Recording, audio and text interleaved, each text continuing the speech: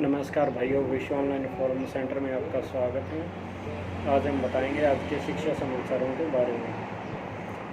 तो आज के शिक्षा समाचार पहले न्यूज़ है कि रेशनलाइजेशन की प्रक्रिया 30 तक पूरी करने का लक्ष्य है। स्कूलों को जो मर्ज किया जा रहा है उसका विरोध कर रहे हैं शिक्षक। 137 स्कूल हैं, इसमें बैग फ्री होंगे। और ये है कि 8वीं तक के 1559 स्कूल बंद होंगे अभी इसमें। और ये है प्रदेश के जिन प्राइमरी स्कूलों और मिडिल स्कूलों में 25 बच्चों से कम विद्यार्थियों में चलाई गई रेशनलाइजेशन की प्रक्रिया जारी है। इन स्कूलों को जल्द 1 किलोमीटर के दायरे में आने वाले दूसरे स्कूलों में मर्ज कर दिया जाएगा। उक्त पूरा मामला हरियाणा विधानसभा के बजट सत्र में भी उठा था। साथ ही विपक्ष ने इस बात को लेकर सरकार पर हमला बोला था कि उसके बावजूद इस प्रकार के स्कूलों की दूसरे स्कूलों में मर्ज करने की तैयारी कर ली गई है। पूरे राज्य में इस प्रकार से 1559 स्कूल पहली से 8 यानी कि 1559 स्कूल बंद होंगे जो दूसरे स्कूलों में मर्ज होंगे। तो ये न्यूज़ है। और अगली है जो नीट के पीजी के एंट्रेंस टेस्ट होने हैं एनटीए के, वो 18 अप्रैल को पेपर होगा 255 शहरों में, और परीक्षा केंद्रों में होगी परीक्षा 255 शहरों पे। और बोर्ड ने नोटिफिकेशन में कहा कि कोरोना का वायरस के बढ़ते मामलों को देखते हुए परीक्षा केंद्रों की भी संख्या बढ़ा दी है। और कोरोना के कैंडिडेटों को भी जो परीक्षार्थी आएंगे उसमें पेपर देने, उनको भी कोरोना निर्देशों का पालन करने होगा। जैसे कैंडिडेट्स के लिए एडमिट कार्ड के साथ ही कोविड ई पास भी जारी किया गया है, जिसे परीक्षा के दौरान यात्रा करने में कोई दिक्कत नहीं होगी। कोविड ई पास की सूचना राज्य के सभी संबंधित विभाग को दी गई है। परीक्षा केंद्रों पर भीड़ से बचने के लिए कैंडिडेट्स को रिपोर्टिंग टाइम अलग अलग समय दिया गया है। यह समय ईमेल और एसएमएस के जरिए जारी किए जाएंगे। और परीक्षा केंद्र में एंट्री के दौरान सभी कैंडिडेट थर्मल स्क्रीनिंग के बाद ही की जाएगी। इसके बाद उन्हें यानी कि थर्मल स्क्रीनिंग के बाद ही उनको एंट्री मिल पाएगी।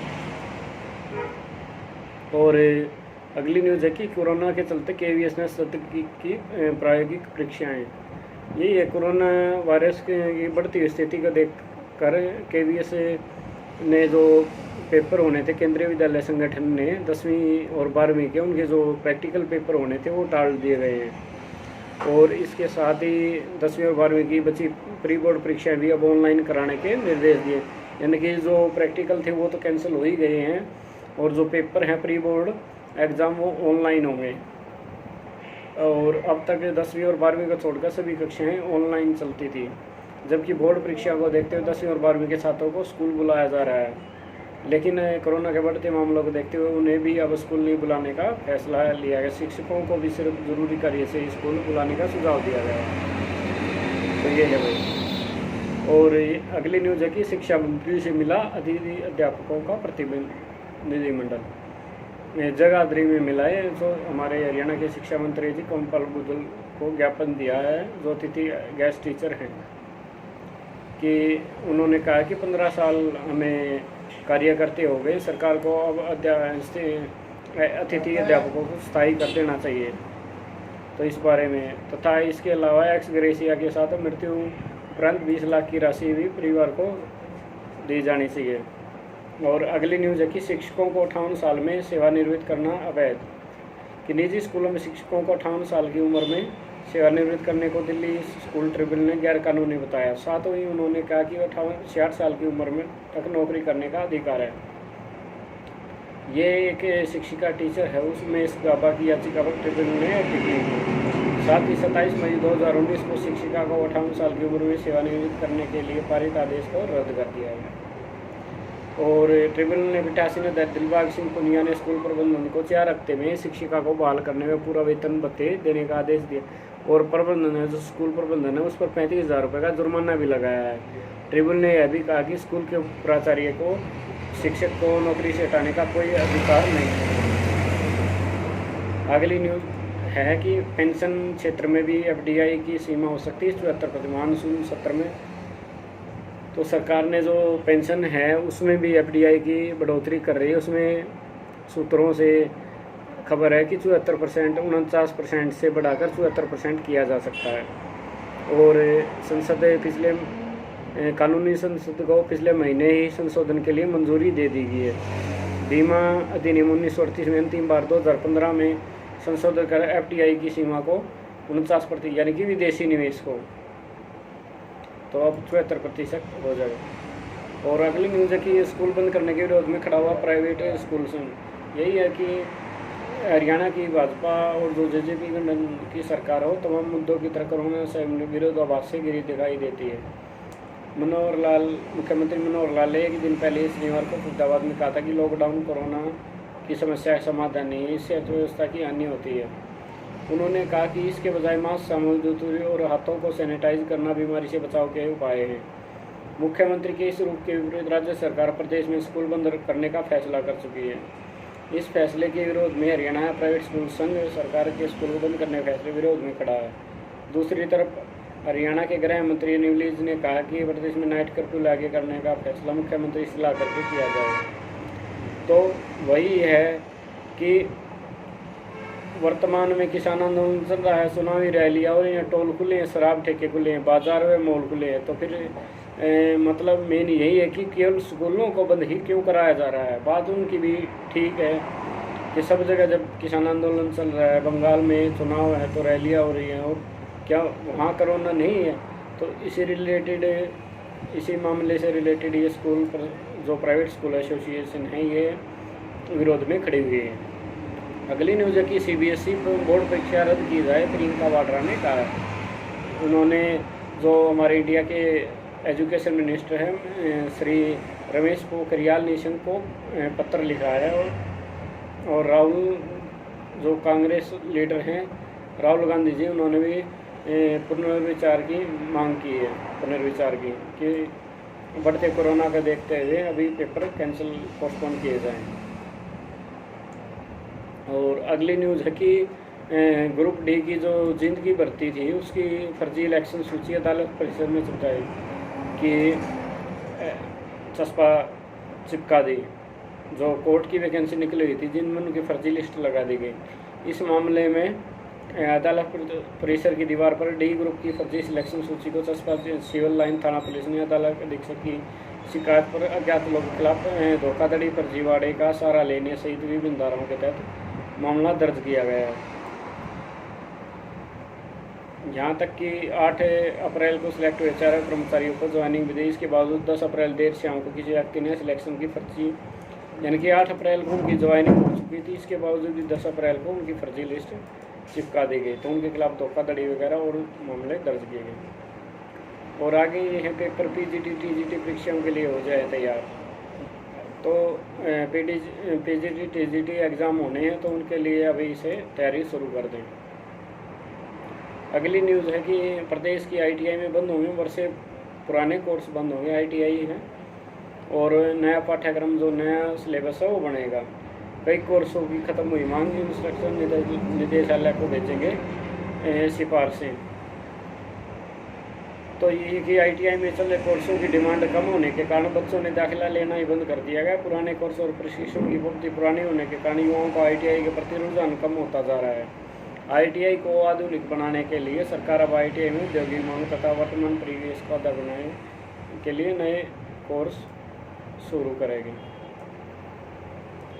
अगली न्यूज़ है कि जो SSC कलर है उसके पेपर आज से शुरू हो गए हैं टायर बन के, यानी कि जो फर्स्ट पेपर होता है उसके। और 18 मध्य क्षेत्र में 18 केंद्रों पर परीक्षा के लिए 9.11 लाख परीक्षार्थी रजिस्टर्ड हैं, तो वो पेपर देंगे। और देश भर में कुल 32.58 लाख 32.5 लाख के करीब परीक्षार्थी पेपर देंगे। और इसमें ये है जो भी भाई SSC CHSL का पेपर देने जाए वो अपने साथ अपनी एक ID और फ़ोटो लेके जाए जो उसने फॉर्म भरते टाइम फॉर्म भरने में अपलोड किया था। और अगली न्यूज़ है कि प्रश्न पत्र बैंक से मिलेगी बोर्ड परीक्षाओं की तैयारी। CBSE ने प्रश्न पत्र बैंक बनाया है इनकी साइट पे और यह प्रोग्राम उन विद्यार्थियों की जरूरत को पूरा करेगा जो प्रश्न और उत्तर के संबंध में भंडार का लाभ उठाना चाहते हैं। इस भंडार में 2000 से अधिक प्रश्न शामिल हैं। ये हैं गणित के, अंग्रेजी के, साइंस, राजनीति शास्त्र, भूगोल और ये इकोनॉमिक्स, इतिहास, अंग्रेजी, फर्स्ट फ्लाइट शामिल हैं।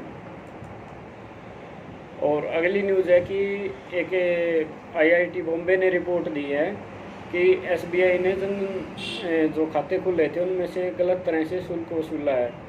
बैंक ने गरीबों के खाते से 300 करोड़ रुपए काट लिए और इसमें 60 करोड़ के करीब जनधन खाते हैं देश में। 2014 में सेंट्रल गवर्नमेंट ने स्कीम शुरू की थी और रिजर्व बैंक ने निर्देश भी दिए थे जून 2019 में कि इनसे वसूली न की जाए, हर महीने लेन देन मुक्त करने दें। इसके बावजूद लेन देन का विकल्प बैंक तय करने पर शुल्क नहीं लगा जा सकता। तो ये थी न्यूज़। और अगली न्यूज़ है कि 8वीं से 8 तारीख से पहली से 8वीं तक के जो हरियाणा में स्कूल बंद कर रखे हैं उनके टीचर 30 तारीख तक जो रिज़ल्ट तैयार करना है वो रिज़ल्ट तैयार करने स्कूल आएंगे। और अगली न्यूज़ है कुरुक्षेत्र यूनिवर्सिटी से रिलेटेड कि ऑनलाइन परीक्षा में नकल रोकना विश्वविद्यालयों के लिए चुनौती। ऑनलाइन पढ़ाई छात्रों को नहीं जानते, शिक्षक परीक्षा में बैठ रहे दूसरे छात्र। तो भैया ऑनलाइन पेपर में जमकर धांधली हो रही है, उसमें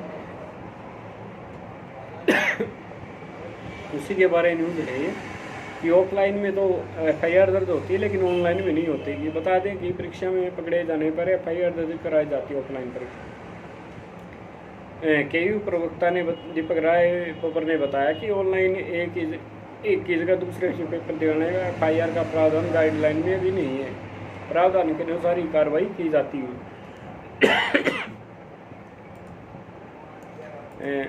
इसी में MDO ने बताया कि परीक्षा में अनुशासन तोड़ा तो बनेगा UMC। और HU में भी जो परीक्षा चल रही है उसमें 20 से 30 विदेशी छात्र हैं जिनका निगरानी 6 टीम कर रही है जो पेपर चल रहे हैं।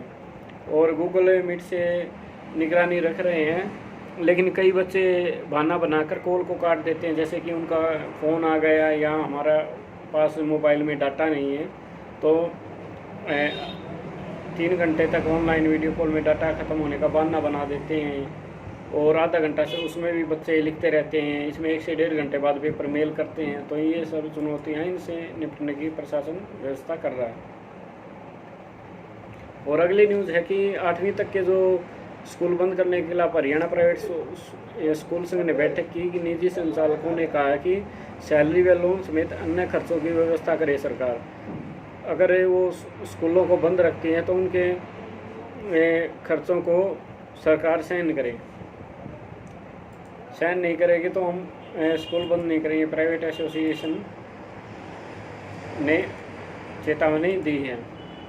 और अगली न्यूज़ है कि गुरुग्राम फरीदाबाद को मिलेगा स्थायी स्टाफ। विकास प्राधिकरणों के रिटायर्ड कर्मियों के हाथ से निकलेगी बागडोर।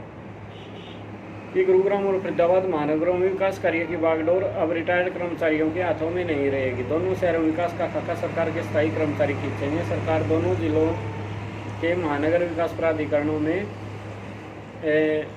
शहरी निकाय स्थानीय निकायों की भांति कर्मचारियों और अधिकारियों की नियुक्त करने की योजना बना रहा है। सितंबर 2016 से प्रदेश में सबसे पहले गुरुग्राम महानगर विकास का प्राधिकरण GDMA का गठन की। इसके 2 साल बाद अगस्त 2018 में फरीदाबाद में FDM में तो इसके मामले में था।